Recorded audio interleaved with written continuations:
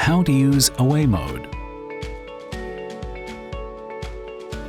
Away Mode allows you to temporarily block internet access for specific devices on your network when you're not home. Selected devices won't be able to connect to the internet.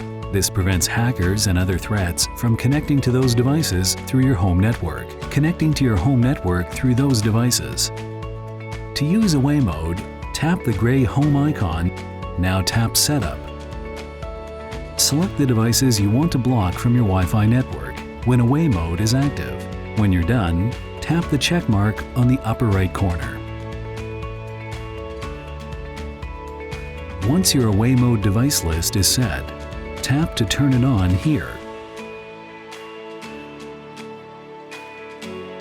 Or tap the Home icon near the bottom right of the home screen anytime you want to activate or deactivate Away Mode.